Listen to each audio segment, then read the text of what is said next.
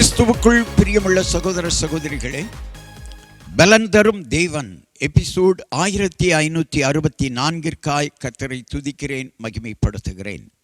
இந்த நாளிலும் ஏசாயா தீர்க்கதரிசியினுடைய புஸ்தகம் 7ஆம் அதிகாரம் 11வது வசனத்தை உங்களுக்காக வாசிக்கின்றேன். நீ உன் தேவனாகிய கர்த்தரிடத்தில் ஒரு அடையாளத்தை வேண்டிக்கொள், அதை ஆழத்தில் இருந்தாகிலும் உன்னதத்தில் இருந்தாகிலும் உண்டாக கேட்டுக்கொள் என்று சொன்னார்.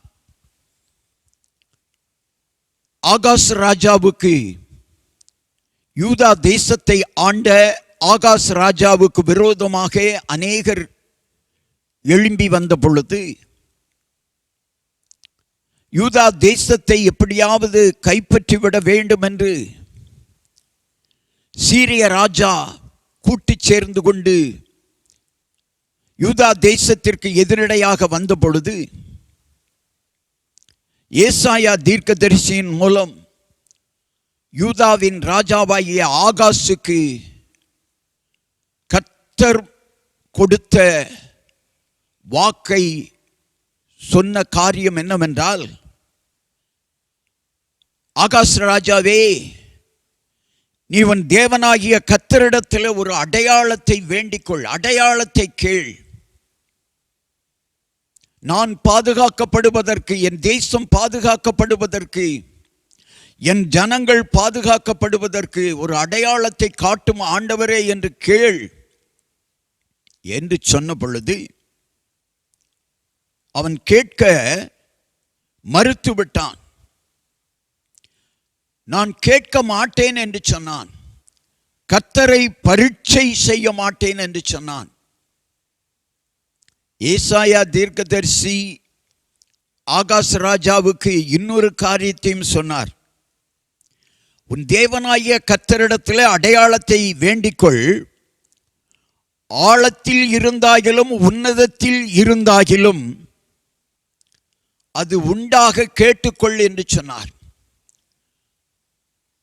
எப்படியாவது எனக்கு ஒரு அற்புதம் நடக்க வேண்டும், அதற்கு ஒரு அடையாளத்தை காட்டுங்க ஆண்டவரே என்று சொல்லி வேண்டிக்கொள் என்று சொன்னான்.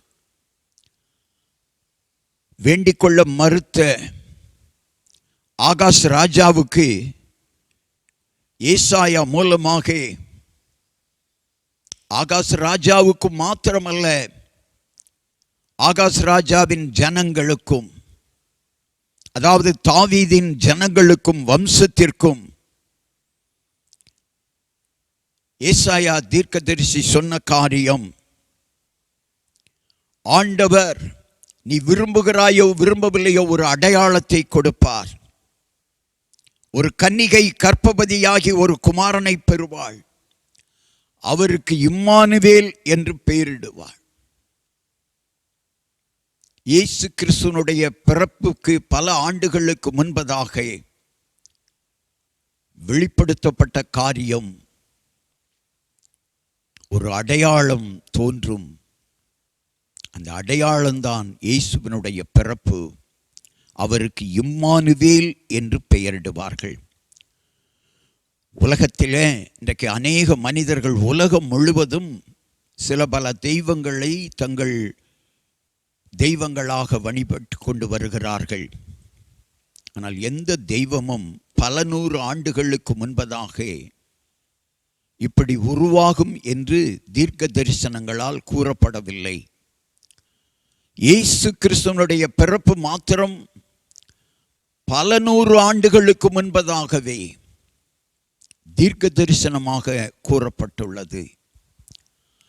ஆகாஸ் ராஜா அடையாளத்தை காட்ட வேண்டும் என்று சொல்லி வேண்டிக் கொள்ளவில்லை. ஆனால் ஏசாயா யூத ஜனங்களுக்கும் தாவீதின் வம்சத்தாருக்கும் தீர்க்க தரிசனமாக சொன்னது, நீங்கள் வேண்டிக் கொள்கிறீர்களோ வேண்டிக் கொள்ளவில்லையோ, ஆனால் உங்களுக்கு ஒரு அடையாளம் உன்னதத்திலிருந்து வரப்போகிறது. அவர்தான் இயேசு. அவருக்கு இம்மானுவேல் என்று பெயரிடுவார்கள். இன்றைக்கும் பிரச்சனைகளை சந்தித்துக் கொண்டிருக்கிற மகனே, மகளே, உன் வாழ்க்கையில், உன்னுடைய குடும்பத்தில் உன்னுடைய சூழ்நிலையில என்னுடைய காரியங்கள் மாறுவதற்கு ஏதாவது ஒரு அடையாளம் வேண்டும் என்று கேட்க விரும்புகிறாயோ விரும்பவில்லையோ, உனக்காக இயேசு அடையாளமாக வந்திருக்கிறார். அவரிடத்தில் வேண்டிக்கொள், இயேசுவிடத்தில் வேண்டிக்கொள். உன் பிரச்சனைகள் மாறும். உன் எதிரிகள் உன்னால் முறியடிக்கப்படுவார்கள். கர்த்தருடைய பலம் உனக்கு கிடைக்கும். கர்த்தரே உனக்கு பலனாக இருப்பார். உன்னை பலப்படுத்துவார். கண்களை மூடி ஜெபிக்கலாம். அன்றைக்கு ஆகாஸ் ராஜா அடையாளத்தை கேட்க மறுத்துவிட்டார்.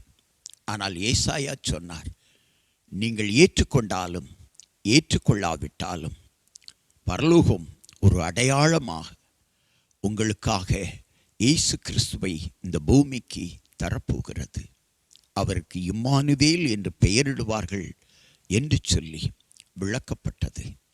இன்றைக்கும் சோர்ந்து போயிருக்கிற மகனே, என் வாழ்க்கையில் ஒரு சிறிய அடையாளம், சிறிய அற்புதம் நடந்தால் போதும், நான் மற்ற காரியங்களை நம்புவேன் என்று நினைத்து கொண்டிருக்கிறாயா? உனக்கு அற்புதமாக, அடையாளமாக இயேசு கிறிஸ்து இந்த பூமியிலே வந்தார். அவரை நம்புங்கள். அவரை நம்புகிறவர்கள் செழிப்பார்கள். இயேசுவை நம்புகிறவர்கள் வெற்றி பெறுவார்கள். இயேசுவை நம்புகிறவர்கள் வாழ்வில் வெற்றியோடு வாழ்வார்கள். இயேசுவை நம்புகிறவர்களின் தொழில் ஆசீர்வதிக்கப்படும். ஜெய வாழ்க்கை கிடைக்கும். இயேசுவை நம்புங்கள். அவர்தான் உங்களுக்கு ஒரு அடையாளம். இயேசுவின் நாமத்தில் ஜெபிக்கிறேன் பிதாவே, ஆமென்.